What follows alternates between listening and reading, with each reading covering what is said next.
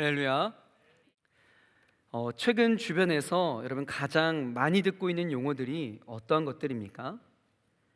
팬데믹, 포스트 코로나, 코로나 블루, 언택트, 뉴 노멀. 이전에는 한 번도 들어보지 못한 이 신조어들로 난무한 세상이 저와 여러분이 살아가고 있는 2020년 8월의 현재 모습입니다. 그야말로 우리는 한 번도 경험해 보지 못한 시대를 살아가고 있습니다. 그도 그럴 것이 과학 문명이 아무리 발달했어도 우리 삶의 기본적 베이스는 컨택트 사회였기 때문입니다.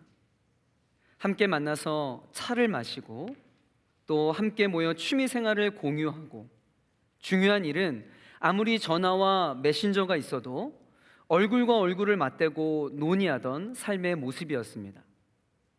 그러나 코로나 바이러스로 인하여서 그 모든 우리의 일상생활이 멈추게 되었고 언택트 사회로 진입하게 되었습니다. 비대면 사회가 시작이 된 것이죠. 교육, 회의, 회사 근무, 의료, 쇼핑, 여행, 결혼, 심지어 장래도 언택트의 영역으로 변하여 모든 것이 낯선 세상이 되었습니다. 그러면서 우리의 삶의 가장 우선순위인 이 신앙생활의 영역에서도 심각한 도전이 일어나게 됩니다.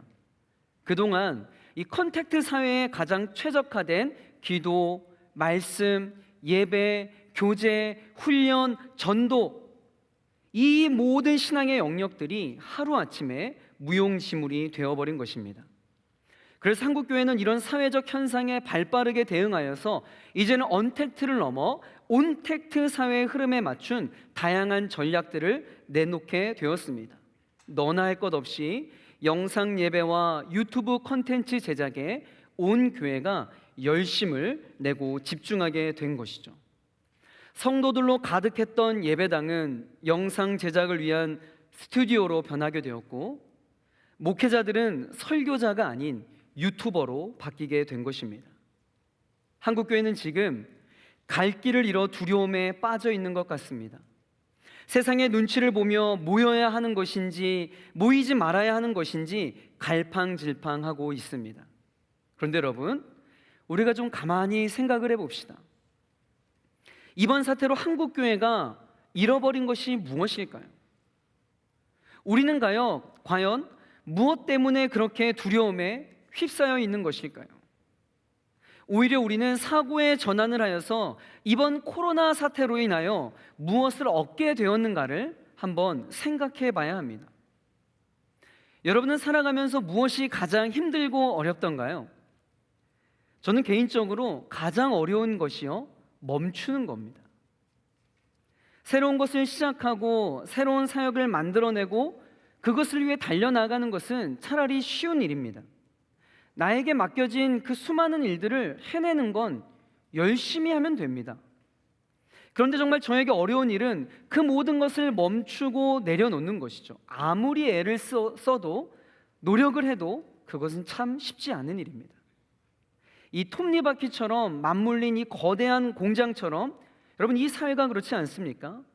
내 삶을 평가하고 뒤돌아보고 반성할 시간적 여유도 없이 그냥 짜여진 패턴대로 그렇게 돌아가고 있는 우리의 일상생활들.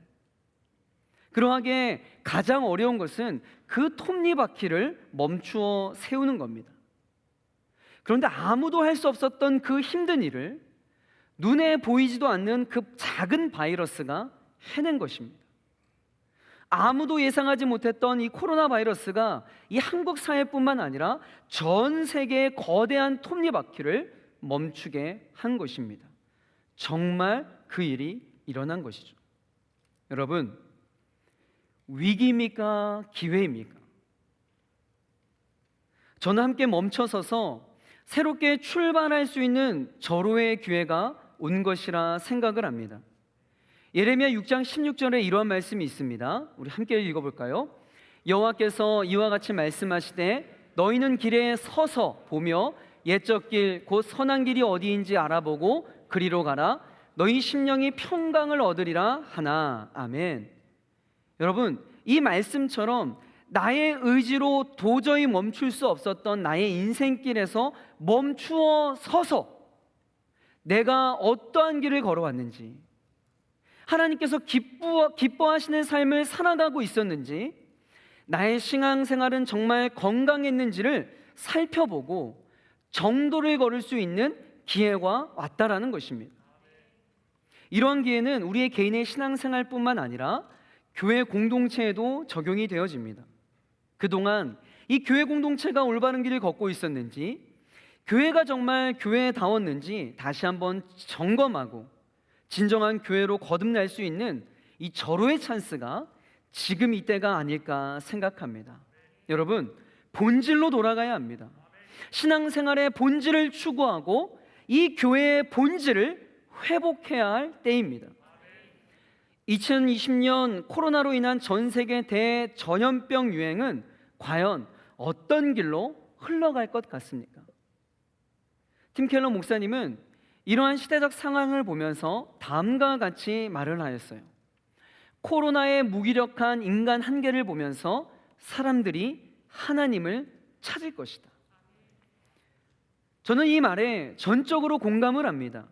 시대는 점점 종말의 시대로 가면서 더 많은 재난재해와 전염병들로 사람들은 고통을 당하게 될 것입니다. 그러면서 사람들은 자연스레 하나님을 찾고 진리를 찾게 될 거예요. 여러분, 그때의 교회의 모습은 어떠해야 하겠습니까? 저는 목사입니다. 그런데도 요즘 언론에서 보도되고 있는 한국교회 모습을 보면 교회 나가고 싶지 않을 정도입니다. 여러분, 이건 아니에요. 여러분, 본질로 회복해야 할 때입니다. 지금 우리는 이러한 질문을 해야 되죠. 교회란 무엇인가? 우리의 신앙생활은 건강했는가? 이러한 본질적인 질문을 마주해야 할 때입니다. 그런 맥락에서 오늘 본문은 우리의 신앙생활과 그것에 기반이 되는 교회의 본질에 대한 부분을 잘 말해주고 있습니다. 교회가 무엇인지에 대한 분명한 이해가 있어야 우리의 신앙생활도 올바르게 할 수 있는 겁니다. 오늘 본문은 우리가 흔히 성전 정화 사건이라고 부르는 그런 스토리예요. 이 사건을 통하여서 크게 예수님이 우리에게 던져주는 두 가지의 영적인 교훈을 함께 나누어 보도록 하겠습니다. 자, 첫 번째는요, 성전을 성전되게 하라라는 것입니다. 더 적극적으로 이야기하면 영적인 주객전도를 조심하라라는 것이죠. 자, 이야기가 무엇이냐면 먼저 우리가 요한복음 2장의 배경을 살펴보도록 하겠습니다. 자, 오늘 배경을 2장 13절에 이렇게 말씀을 하고 있어요. 함께 읽습니다. 유대인의 유월절이 가까운지라 예수께서 예루살렘으로 올라가셨더니. 아멘. 잘 아는 것처럼 유월절은 유대인의 절기 중에 있어 가장 중요한 절기고 기념일입니다. 미국 사람들이 독립기념일을 가장 큰 절기로 생각하는 것처럼 유대인들에게 유월절은 해방절이라 할 수 있기 때문에 가장 큰 의미를 두었던 거예요.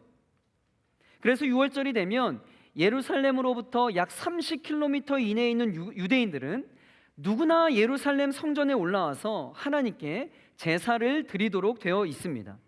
그리고 30km 밖에 있는 사람이라 할지라도 유월절을 지키기 원하는 자들은 전국에서 예루살렘으로 모여들었던 겁니다. 뿐만 아니라 전 세계 도처에 흩어져 있는 이 디아스포라 유대인들까지 합쳐 예루살렘은 정말 이 문정성시를 이루었다고 합니다. 당시 기록에 보면 이 예루살렘 평소의 인구가 10만 명에서 한 15만 명 정도가 되었다고 해요.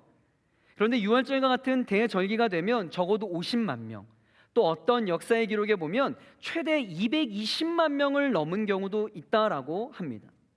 규모가 엄청났다라는 것이죠.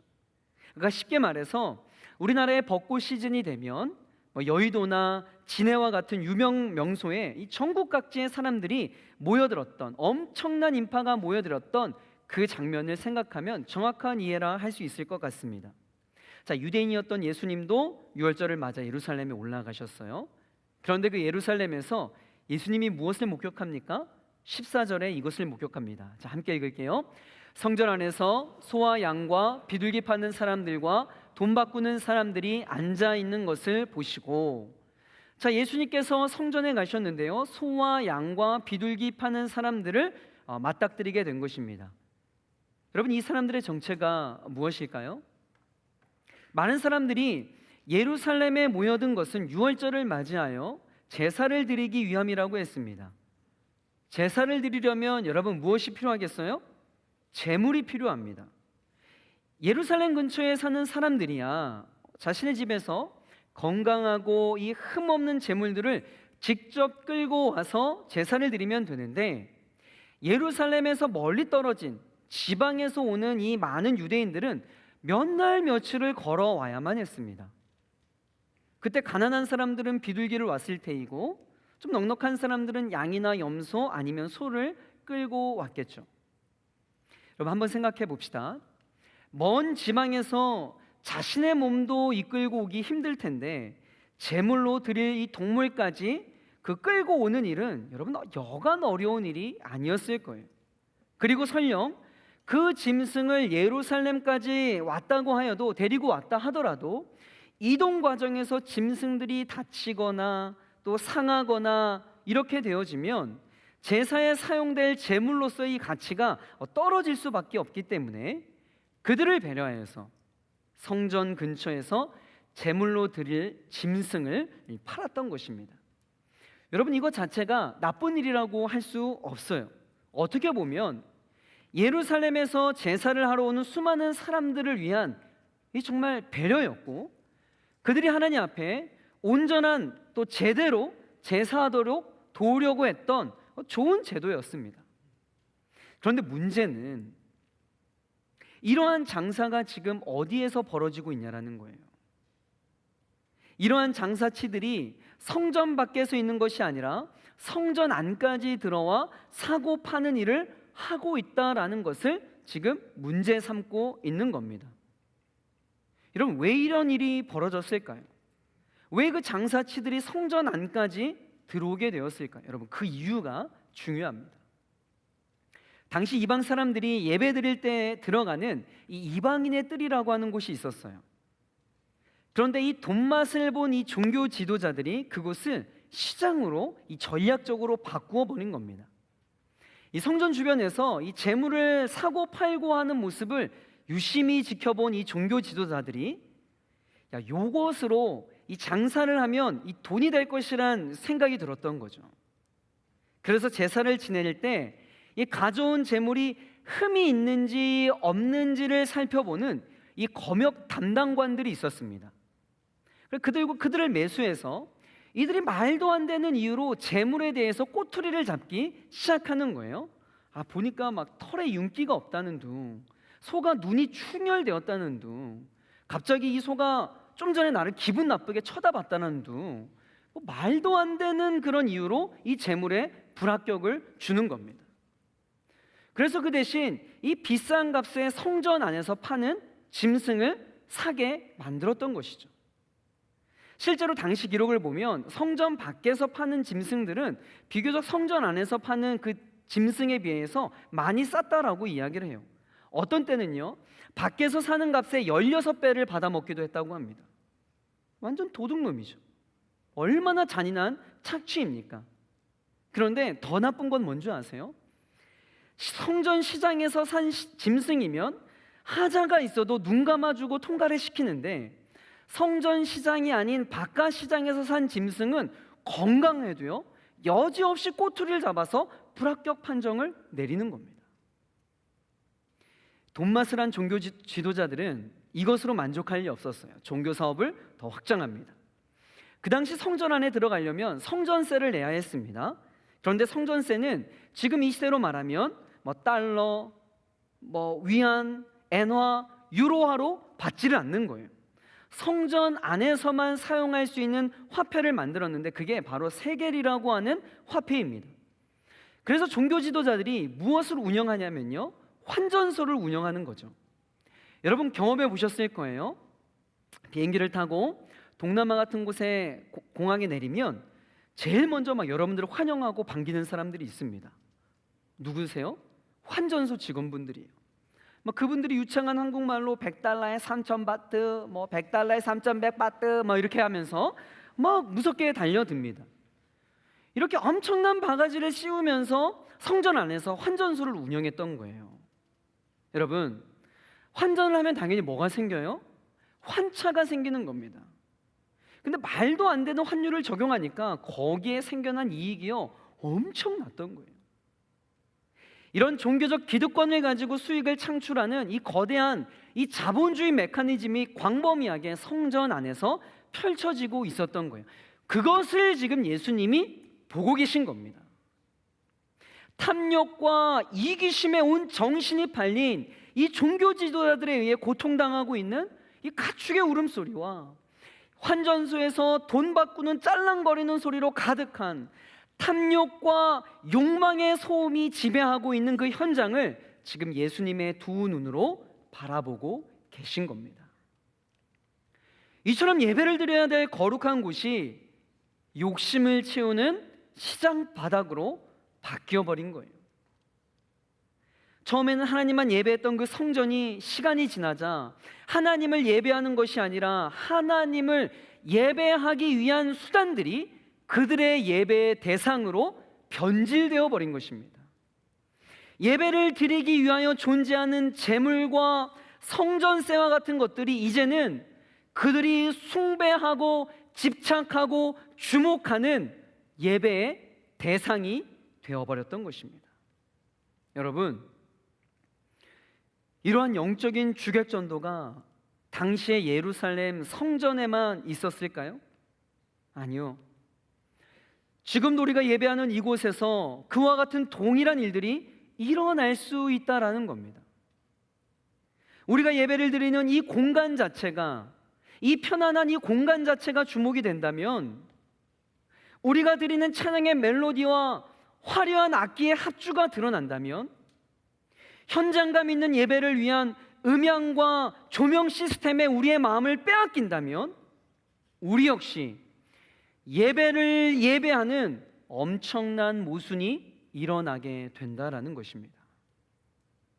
예배 그 자체가 집중이 되어야 하는데 예배의 형식과 절차와 종교적인 시스템이 중요시되다 보면 하나님을 놓쳐버린, 하나님은 온데간데 없는 속빈 강정과 같은 예배를 드리게 된다라는 겁니다. 오늘 본문에서도 확인할 수 있지만 제물로 드릴 짐승, 여러분 필요해요. 사고 파는 일 충분히 필요했습니다. 환전요? 필요하죠. 그런데 마지막에서는 성전에서 그것만 남게 된 거예요. 유월절을 맞아 하나님께 제사를 드리기 위해 필요했던 그 모든 것들에 그만 하나님을 예배하는 그 예배가 함몰되어 버리고 만 것입니다. 여러분, 영적인 주객전도, 그럼 이건 아주 중요한 이야기입니다. 같은 맥락에서 누가복음 17장에 보면 예수님께서 노아 당시의 사람들이 하나님의 종말 심판에 대해서는 무관심하였음을 강조하고 있는데, 여러분 뭐라고 표현하고 있는지 아세요? 함께 좀 읽어볼까요? 자, 시작. 노아가 방주에 들어가던 날까지 사람들이 먹고 마시고 장가들고 시집가더니 홍수가 나서 그들을 다 멸망시켰으며. 여러분, 먹고 마시고 시집가고 장가드는 거, 여러분 이게 죄입니까? 여러분 뭐가 문제예요? 이러한 모든 것은 우리의 소중한 일상생활들입니다. 그것만으로도 정말 소중한 가치가 있는 일들이에요. 그런데 문제는 여기서 지적하고 있는 것은 우리의 인생의 그 일상생활이 전부가 되어버렸다면 여러분 그것은 비참한 일이라는 겁니다. 우리는 우리의 일상에 묻혀버릴 존재가 아니라 그 일상, 소중하지만 그 소중한 일상을 뛰어넘어 하나님을 예배하는 존재임을 기억해야 한다는 것입니다. 여러분, 우리가 무엇 때문에 이 땅에 존재하고 우리가 누구를 예배해야 하는지 절대로 잊어서 안 된다는 겁니다. 그것은 다른 그 어떤 것으로도 대체될 수 없다는 것이죠. 여러분 명심하세요. 우리 인생에, 우리 신앙생활에 주가 무엇이고 계기 무엇인지 여러분 절대 혼돈해서는 안 된다라는 것입니다. 그래서 예수님이 성전 안에서 이 영적인 주객전도가 되어 그런 한심한 짓을 하고 있는 그들을 향해 의미 있는 퍼포먼스를 하세요. 자, 2장 15절 여러분 잘 아는 말씀이죠. 함께 읽어보겠습니다. 시작. 노끈으로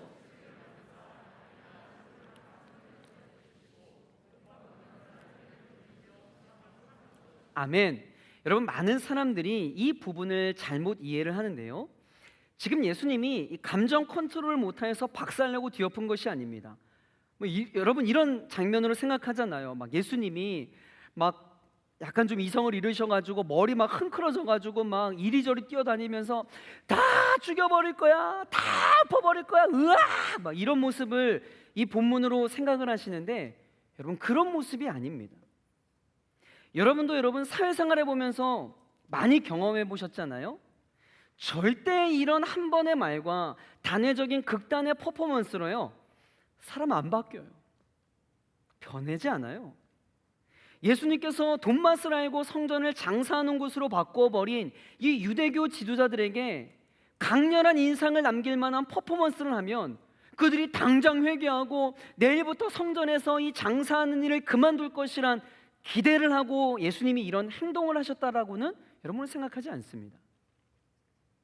그렇다면 예수님은 왜 이러한 과격한 퍼포먼스를 통해 그들의 사고방식과 행동이 하루아침에 변화되지 않을 것을 아셨음에도 불구하고 왜 이런 행동을 하셨을까요? 그래서 이 부분은 그들의 아주 재빠른 행동 변화가 아닌 더 큰 예수님의 메시지가 있었다라고 밖에는 해석할 수 없는 대목이에요. 자, 예수님께서 무엇을 말하려고 했던 것일까요?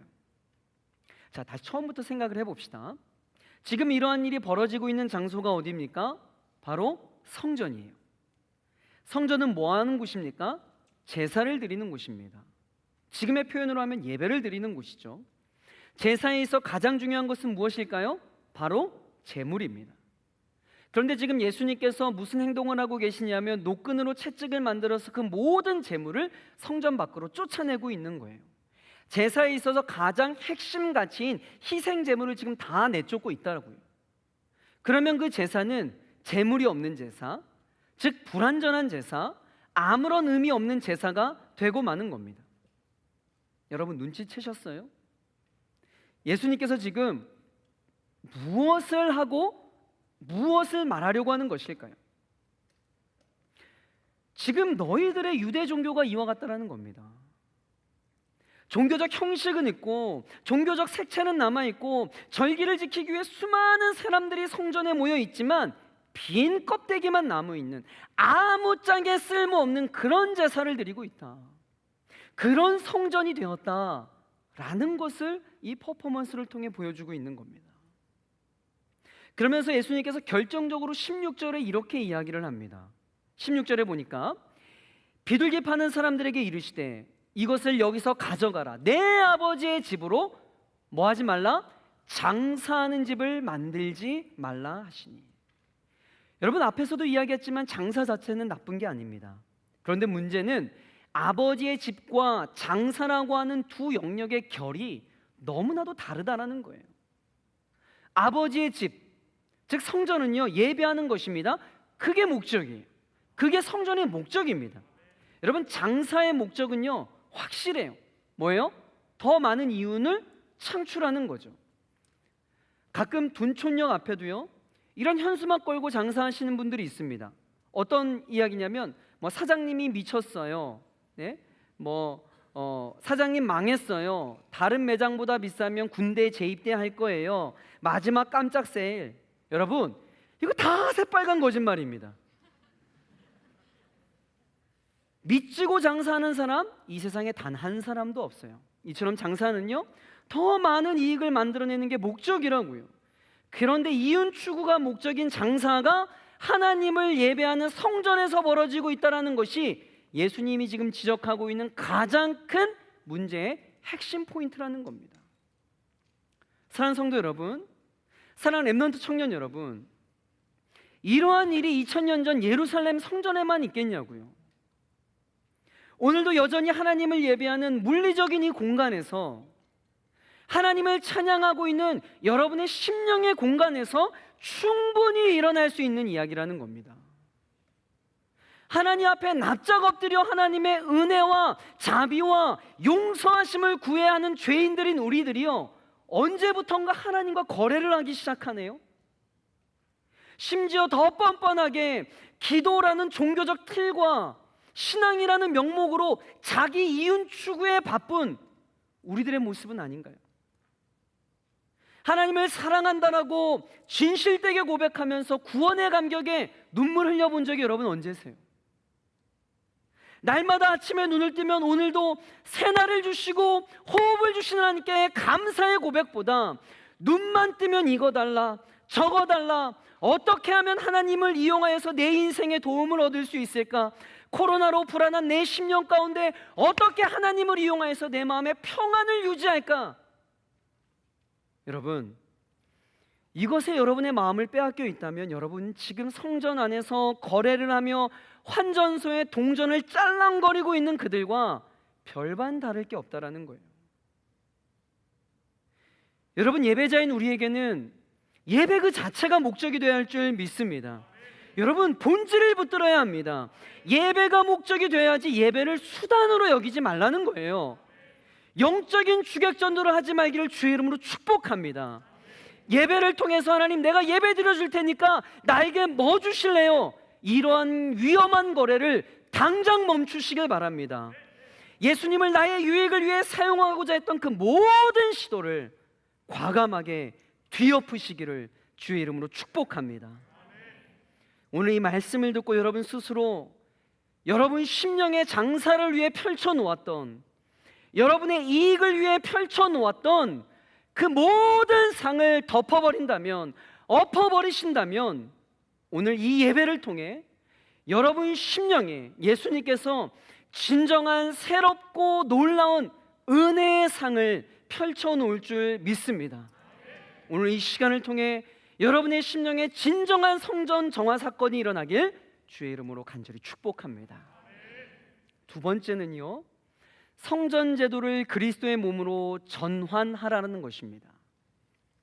예수님께서 그렇게 성전 안에서 매매되던 죄물들을 내어쫓으시고 환전소를 뒤엎으시면서 내 아버지의 집으로 장사하는 집을 만들지 말라라고 외쳤습니다. 그러자 주변에 있던 유대인들이 너무 당황스럽고 어이가 없는 거죠. 그러면서 이렇게 이야기합니다. 18절에 이에 유대인들이 대답하여 예수께 말하기를, 내가 이런 일을 행하니 무슨 표적을 우리에게 보이겠느냐? 여러분, 유대인들의 감정 상태가 느껴지십니까? 이런 거예요. 너가 뭔데 성전에 대해서 이래라 저래라 하는 거냐? 너가 무슨 권리로 지금 이 난리를 피우고 있는 거야? 지금 이렇게 예수님께 이야기하는 겁니다. 그러면서 유대인이 하는 말이, 지금 너가 이렇게 성전에서 이런 난리를 피워도 된다라고 하는 권위가 있음을 표적으로 보여달라는 거예요. 그러자 표적을 요구하는 예수님께서 이렇게 반응을 하십니다. 19절 우리 다 함께 읽어볼게요. 시작. 예수께서 대답하여 이르시되 너희가 이 성전을 헐라 내가 사흘 동안에 일으키리라. 아멘. 예수님께서 하신 이 말씀, 이 성전을 헐라 내가 사흘 동안에 일으키리라 라고 하신 이 말씀의 참된 의미가 무엇인지를 우리가 알려면 구약의 성전의 의미에 대해서부터 이해할 필요가 있습니다. 여러분, 맨 처음부터 성전이 있었던 게 아니죠. 이스라엘 백성들이 출애굽하여서 광야길을 갈 때 이스라엘 백성들이 장막에서 생활을 합니다. 거기에 맞게끔 하나님도요, 나도 내 이름을 이 장막에 두겠다라고 하시며 이 하나님 당신 자신을 어떤 장막 속에 있게 하신 겁니다. 그래서 그것을 거룩한 장막이라는 뜻으로 성막이라 불렀던 것이고, 이스라엘 백성들과 하나님이 만나는 곳이라고 해서 회막이라고도 불렸습니다. 그러다가 다윗 때에 다윗 자신이 이렇게 좋은 궁궐에 살고 있는데 하나님은 계속해서 이 장막에 머물고 계신다라는 생각이 들어서 하나님이 머무실 성전을 짓겠다고 선포를 합니다. 그래서 성막하고 똑같은 개념인 성전이 예루살렘에 있게 된 것이죠. 실제로 다윗 때 지어진 것이 아니라 다윗이 준비를 하고 그 아들 솔로몬이 성전을 세우게 됩니다. 그런 다음에 성전이 파괴가 되고 바벨론 포로기 이후에 소위 스룹바벨 성전을 짓게 됩니다. 그런데 그것도 많이 손상이 된 것이죠. 그래서 헤롯 대왕이 오랜 시간에 걸쳐 대공사를 끝나게 됩니다. 그리고 성전이 완공된 지 7년 만에 로마 군대에 의해서 예수님의 예언대로 돌 하나도 돌 위에 남지 않고 예루살렘 성전이 허물어지게 된 것입니다. 그러니까 오늘 본문의 시대적 배경은요, 이 헤롯 대왕이 손상된 성전 보수 공사를 46년 동안이나 진행하고 있던 그 찰나에 예수님께서 그 성전을 얼고 사흘 만에 일으키겠다라고 하는 얼토당토하는 말씀을 하고 있는 것입니다. 그런데 우리가 잊어서는 안 될 중요한 사실이 무엇이냐면 성막을 거쳐 성전에 이르기까지의 과정을 통해 이스라엘 백성들이 잘못된 인식을 가지고 있었다라는 거예요. 하나님께서 이 성전에 계신다고 하니까 하나님께서는 우리가 살아가고 있는 삶의 현장에는 안 계신 것처럼 오해를 했다라는 거예요. 그래서 하나님을 섬긴다라는 것을 예루살렘 성전에 와서 행하는 것으로만 생각을 한 거예요. 그러니까 이런 겁니다. 하나님, 예루살렘 거기에 지어드릴 테니까 거기서 편안히 계세요. 제가 절기 때마다 섭섭치 않게 찾아뵙고 용돈도 적당히 넣어드릴 테니까 다른 거 간섭하지 말고 거기에 좀 잘 계셔주세요. 하나님을 가두어 버린 거예요. 성전에 대한 개념이 왜곡된 겁니다. 여러분, 애초에 하나님께서 성전 안에 계시겠다고 한 것은 어떤 의미예요? 성전 이전의 성막부터 생각해 보면 성막은 하나님께서 이스라엘 백성처럼 친히 텐트를 치고 그 가운데 함께 있겠다라는 것을 상징적으로 보여준 거예요. 그러니까 성막의 중요한 개념은 하나님이 우리와 함께 하신다라는 것의 객관적 증표라는 겁니다. 여러분, 성전도 같은 개념이에요. 그런데 성전이 그 의미를 상실해 버리면 더 이상 그곳은 성전이 아니게 되는 겁니다. 이스라엘 백성들이 예루살렘 성전 안에 하나님이 계신다, 하나님이 우리와 함께 하신다, 우리는 그러한 하나님의 백성들이다, 그런 하나님의 백성으로서 우리가 어떻게 살아야 될 것인가, 여기에 대한 각성과 인식이 없이 그저 성전에 모여서 1년에 3차례 절기를 지키면서 여러 제사를 드린다면 그것은 더 이상 성전의 가치가 없다라는 겁니다.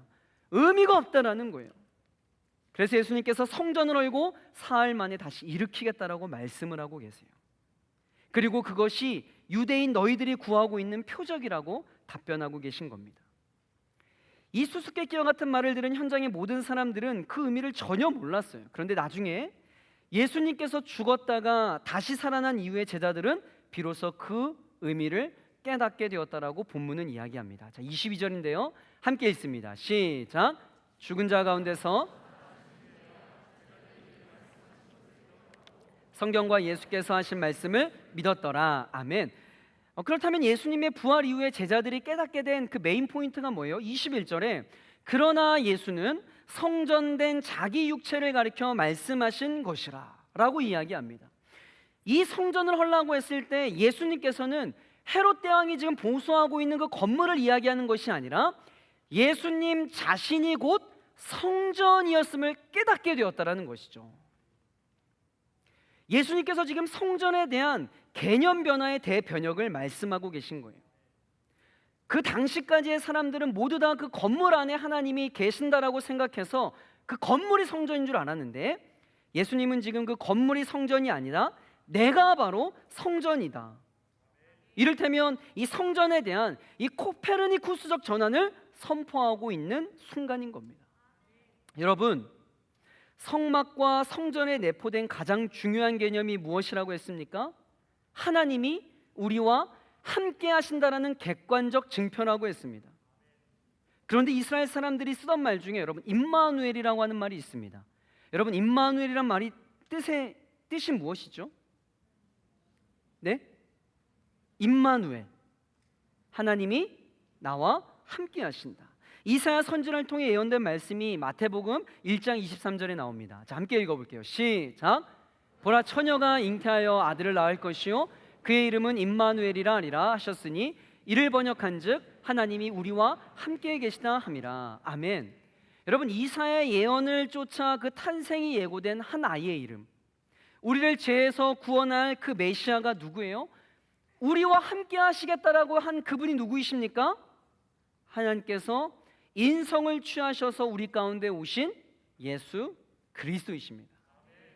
그렇기 때문에 예수님께서는 이 땅에 오신 이후에는 더 이상 우리와 함께 하심을 어떤 건물로 보여줄 필요가 없게 되었다라는 거예요. 따라서 예수 그리스도를 십자가에 못 박아 죽이는 것이 사실은 성전을 무너뜨리는 것이라 할 수 있는 겁니다. 실제로 사람들이 그 성전을 무너뜨렸어요. 예수 그리스도를 골고다 언덕에서 십자가에 못 박여 죽였습니다. 그러나 하나님께서는 다시 세우셨어요. 예수님은 3일 만에 다시 부활하셔서 이 성전을 헐라 내가 사흘 동안에 일으키리라 라고 하신 말씀을 성취하셨다라는 겁니다. 그리고 이제는 성령 하나님께서 우리 가운데 계시게 되므로 하나님이 우리 안에 거하시는 저와 여러분이 이 시대의 성전이 되는 것을 믿으시길 바랍니다. 그렇기 때문에 오른교회 비전센터가 교회가 아니라 예수님을 진심으로 믿는 우리들인 그리스도의 공동체가 성전이요 교회인 줄 믿습니다. 이런 맥락에서 본다면 성전 제도를 그리스도의 몸으로 전환하라고 하는 예수님의 이 말씀은요, 우리에게 큰 영적인 도전을 준다라는 거예요. 주님의 몸된 성전이신 여러분, 성전이신 여러분이 이제 여러분 마음대로 살 수 있는 존재가 아닙니다. 여러분이 더 이상 성전의 의미와 상관없이 살면 안 되는 자들이에요. 우리의 모습 속에 정말 성전다운 모습이 있어야 되는 것이죠. 그래서 하나님이 이 가운데 계시겠다고 한 그 의미가 세상 속에서 선명하게 저와 여러분을 통해 드러나야 되는 것입니다. 사랑하는 성도 여러분, 사랑하는 렘넌트 청년 여러분, 우리 청년 공동체를 향하여 주님께서는 교회라고 말씀하십니다. 그리고 그 모임 가운데 하나님이 함께 계신다라고 말씀을 하십니다. 이것은 단순히 우리가 함께 모여 예배할 때, 소그룹 모임을 할 때, 영적인 교제를 나눌 때에만 해당되는 것이 아니에요. 우리가 오륜 이 비전센터에 모여 있을 때나 소그룹 모임을 할 때나 각자 집에 흩어 있을 때나 여러분의 직장 생활 속에서나 캠퍼스 생활 속에 있을 때 모두 다 해당되어지는 말씀입니다. 그렇기 때문에 그런 맥락에서 이런 얘기가 나오는 거예요. 여러분은 여러분의 모든 삶이 예배가 되어야 하는 것입니다. 동일한 관점에서 사도 바울이 이렇게 권면을 해요. 자, 함께 읽어보겠습니다. 시작. 너희 몸은 너희가 하나님께로부터 받은 바 너희 가운데 계신 너희는 너희 자신의 것이 아니라 값으로 산 것이 되었으니 그런즉 너희 몸으로 하나님께 영광을 돌리라. 아멘. 우리가 성년의 전이기 때문에 하나님께 마땅히 영광을 돌리는 삶을 살아야 될 줄 믿습니다. 여러분, 그렇기 때문에 우리 자신은 날마다 이것을 점검해야 합니다. 나는 과연 성전다운 삶을 살아가고 있는가? 우리 공동체는 정말 하나님이 함께하고 계심을 드러내는 공동체인가? 여러분, 이것과 함께 우리가 중요하게 생각해야 될 것이 있습니다. 여러분, 공동체인 교회인, 그리고 교회인 여러분들이 여러분의 삶 속에서 성전답게 살아가지 못하고 있는데 그러한 우리들이 모여있는 이곳이 교회다? 여러분, 얼토당토하는 이야기입니다. 여러분이 여러분의 삶의 영역에서 성전다운 삶을 살아갈 때 성전인 여러분들이 모인 이곳이 진정한 성전이 되는 줄 믿으시길 바랍니다. 그렇기 때문에 여러분, 우리는 이 시대에 이 시기에 진짜 해야 할 일이 있습니다. 그것이 무엇인 줄 아세요? 바로 성전 건축입니다. 오해하지 마세요. 빚내서 또 건물 짓자라는 이야기 아닙니다. 우리 청년 공동체가 그리스도의 공동체답게 잘 세워져 나가는 것, 여러분 각자가 삶의 영역에서 참된 예배자로 살아가는 것, 여러분, 이것이 이 시대의 진정한 성전 건축임을 믿으시길 바랍니다. 이런 말씀을 정리하겠습니다. 코로나 바이러스로 우리의 모든 일상이 멈춰버린 이때 우리가 해야 할 일이 있습니다. 잠시 멈추어 서서 나의 신앙생활을 점검하고 교회의 참된 의미를 회복하는, 본질로 돌아가는 여러분 기회의 시간으로 삼아야 하는 것입니다. 여러분, 성전을 성전되게 해야 합니다.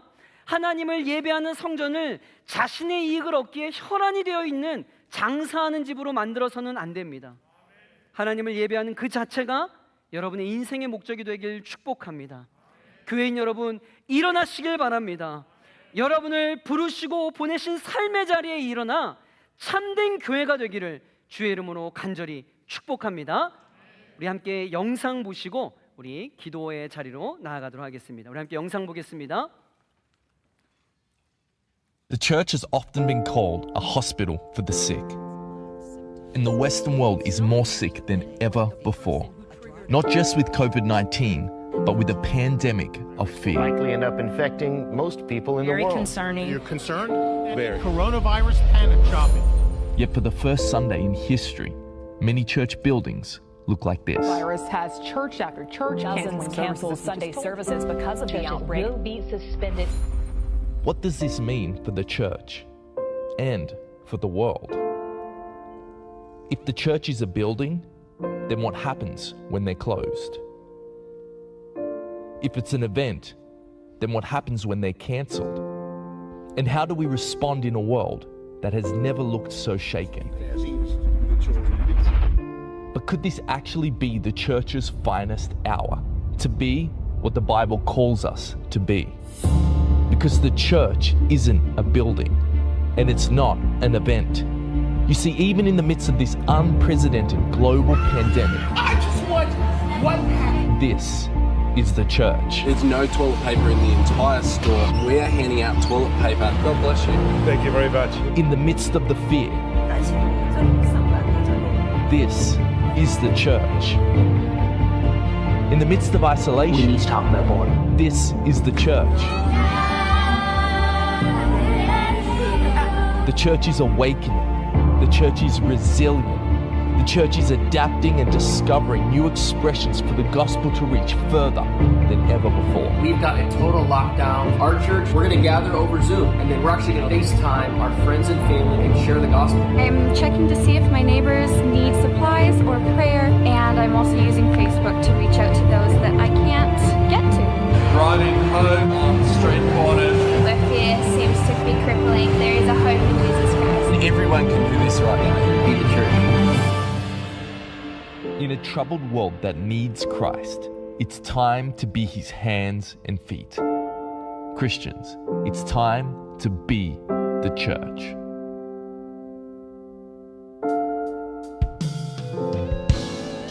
여러분 괜찮으시면 그 자리에 다 일어나서 함께 찬양하며 기도의 자리로 나아갈까요? 여러분이 이 시대의 진정한 교회인 줄 믿습니다. 교회인 여러분 일어나십시오.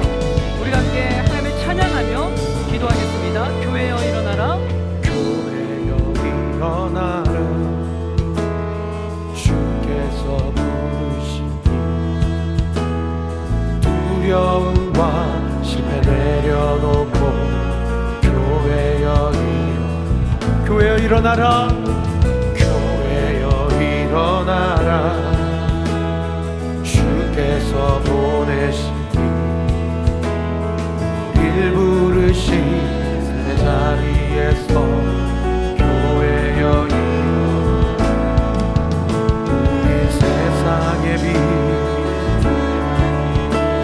하나님의 편지 주의 교회 통해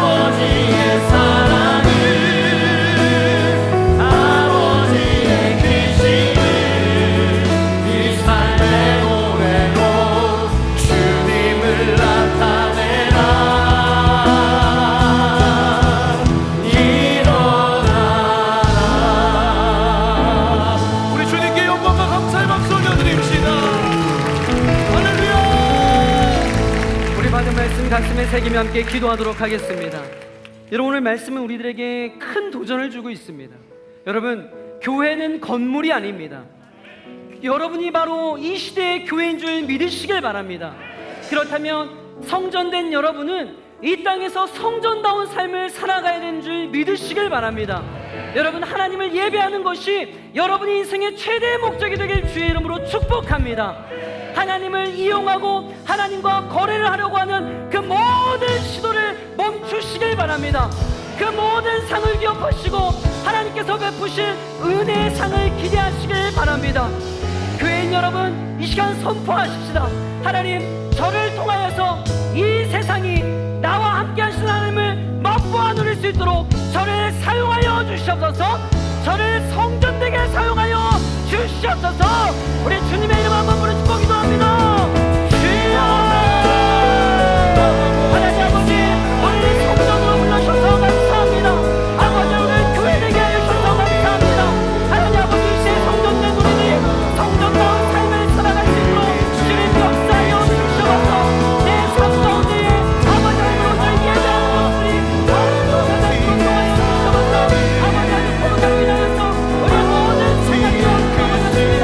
하나님, 이 시대에 우리가 나서서 우리의 삶을 돌아보고 우리의 신앙생활을 정상화하고 교회장을 본질을 그것으로 나아갈 수 있도록 주여 우리에게 기회를 하여 주시옵소서. 하나님, 우리 오늘 교회 청년공동체가 아버지 주님의 연대 교회인 줄 믿습니다. 우리 같이 사랑하는 하나님, 주님의 성전인 줄 믿습니다.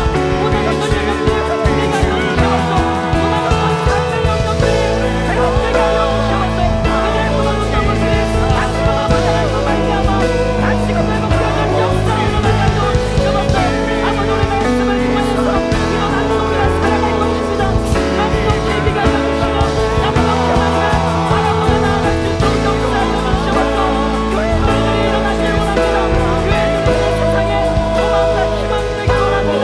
하나님 아버지, 우선 그런 능력에 우리 모든 시선이 얻을 수 있도록 도와주시고 이런 아버지 하나님 교회가 되실 수 있도록 주여 하나님께 하여 주시옵소서.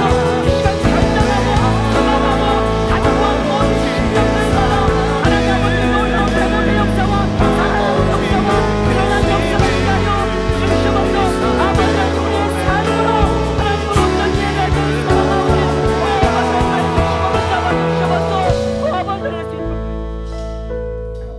하나님 아버지, 우리 이 시대의 성전으로 불러주셔서 너무나 감사합니다. 하나님, 우리가 일어나길 원합니다. 하나님, 각자의 자리에서 하나님을 노래하는 참된 예배자가 되어지길 소망합니다. 하나님, 우리 삶에 무너진 영역이 있습니까? 이 시간 나사렛 예수 그리스도의 명하노니 회복될지어다, 살아날지어다. 하나님, 다시금 회복되어지고 리빌딩 되어지는 역사가 일어나게 하여 주시옵소서. 이제는 우리 주 예수 그리스도의 은혜와 하나님의 무한하신 사랑과 성령의 인도하심이 오늘 말씀을 통하여서 우리가 또 내가 하나님의 귀한 성전임을 깨달아 성전다운 삶을 살아가길 결단하는 모든 심령들 머리 위에 지금부터 영원토록 함께 있기를 간절히 축원하옵나이다. 아멘.